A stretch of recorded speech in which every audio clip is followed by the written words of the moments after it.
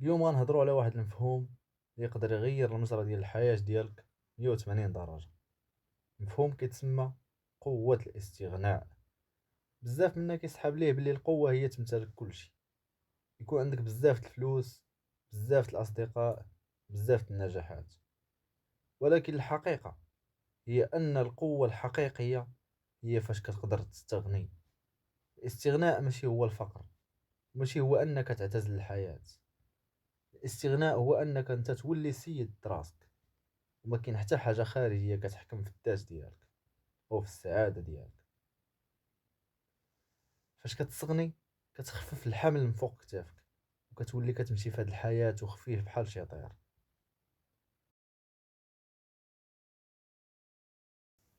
أول وأهم حاجة خصنا نستغنيو عليها هي الرغبة في إرضاء الآخرين.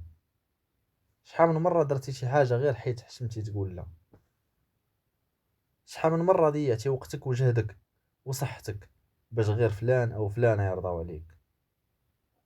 القوة كتبدا فاش كتستغني على فكرة خاص كلشي يبغيني. خاصك تعرف باللي الرضا ديال الناس غاية لا تدرك.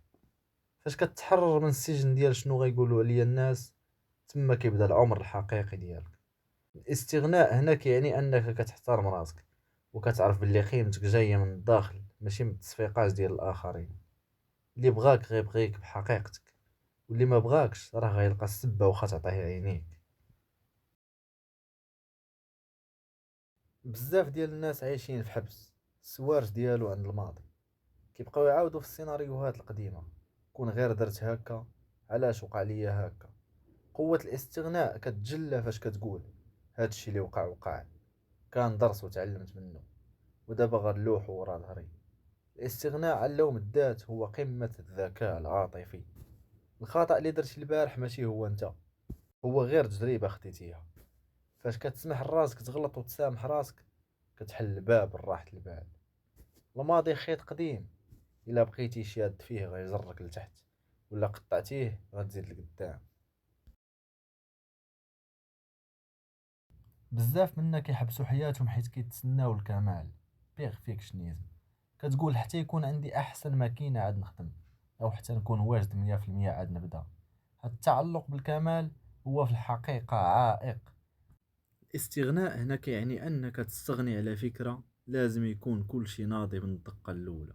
بدا باللي عندك وباللي كتعرف، وفي البلاصه فين انت دابا. فاش كتستغني على التعلق بالنتيجه، كتركز على الرحله. تما فين كيبان الابداع الحقيقي، تما فين كتلقى المعنى ديالك او الايكيجاي ديالك. حيت كتولي كدير الحاجه حيت كتبغيها، ماشي حيت خايف من النقص. الحياه المعاصره بلاتنا بالاستهلاك، كيسحاب لينا بلي شحال ما شرينا وشحال ما جمعنا غنكونوا فرحانين. ولكن واش جربتي شي نهار تجلس في بلاصه كالم، تشرب كاس الماء من قله ديال الطين، وتاكل خبيزه بلديه، وتحس بلي هذيك هي الدنيا وما فيها؟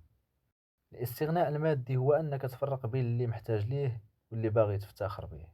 فاش كتنقص من الزحام اللي داير بيك، عقلك كيبدا يبرد. هذيك البساطة اللي كيعيشوها الناس في الخلا وفي الطبيعة، بعيد على صداع المدينة، هي اللي كتعطيهم واحد الصفاء ذهني كنفتقدوه حنا في المدن. الاستغناء عن الزيادة هو الربح الحقيقي. في الختام بغيت نقول لك بلي الاستغناء ماشي هو ضعف، بل هو أعلى درجات القوة. هو أنك تقول لشهواتك والضغوطات اللي دايرة بيك أنا مكتفي براسي وأنا راضي بالقدر ديالي. بدا اليوم بحاجة صغيرة، شوف شنو الحاجة اللي هازة في قلبك وهي غير زايدة ومتقلة عليك، ولوحها.